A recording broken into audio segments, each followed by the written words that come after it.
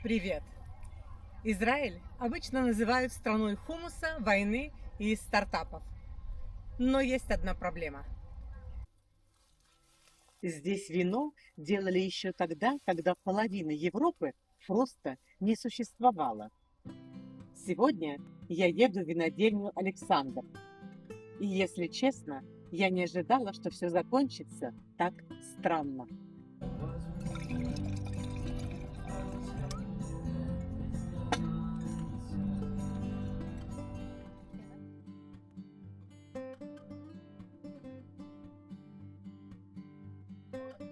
Сразу признаюсь, что еще несколько лет назад я оценивала вино как вкусно, невкусно и почему оно стоит 400 шекелей. Но со временем я стала вино понимать, потому что эта страна буквально пропитана виноделием. И началось это еще с библейских времен. Тут находили древние винные прессы возрастом более 2000 лет. Во времена царей Израиля вино не было роскошью, оно было частью повседневной жизни. Многие думают, что израильское виноделие началось недавно, хотя на самом деле оно просто воскресло. Представьте себе древний Израиль. Никаких небоскребов Тель-Авива, только солнце, камни и виноград. Здесь вино производили тысячелетиями. Виноград был символом плодородия, богатства и даже власти.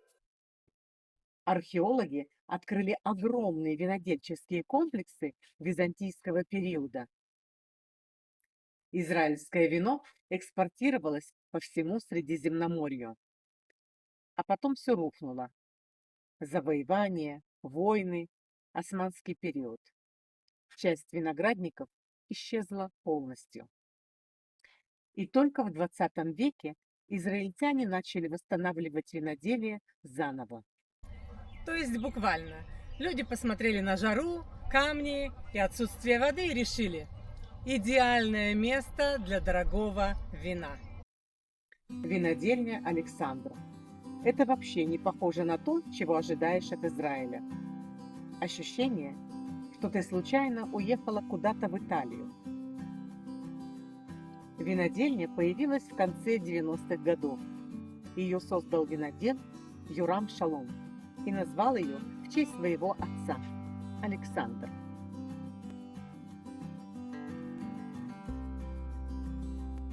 Идея была довольно амбициозной – делать израильское вино, которое могло бы серьезно восприниматься не только внутри страны.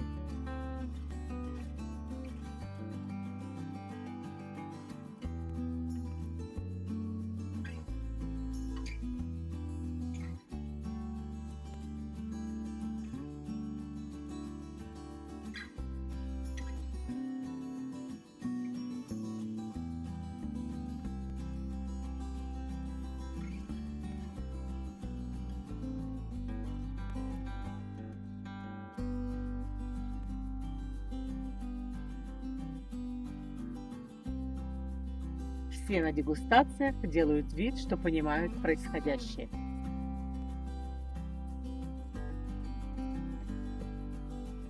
Очень сложное вино. Да нет, я просто пытаюсь не пролить его на себя. Но потом происходит странная вещь. Ты начинаешь замечать детали.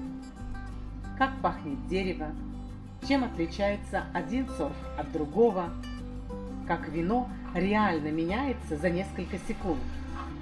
И ты понимаешь, вино – это не про алкоголь. Это история, климат, земля, люди. И да, немного желания выглядеть умнее на дегустации. Сегодня израильское вино – это уже не локальная экзотика. Винодельни Израиля получают международные награды, а винный туризм здесь растет каждый год. И это удачно, потому что страна маленькая, климат сложный, воды мало. Но именно эти условия иногда делают вкус сильнее.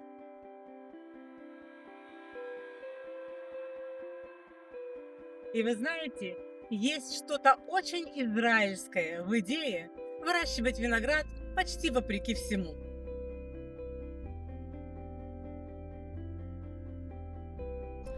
Самое странное в этой поездке, я ехала просто посмотреть винодельню, а уехала с ощущением, что прикоснулась к чему-то очень древнему.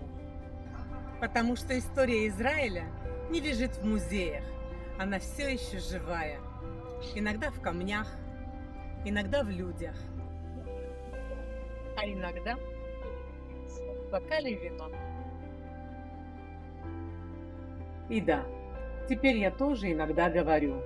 Я чувствую нотки дуба и кинамона. Хотя, возможно, я все еще все это выдумываю.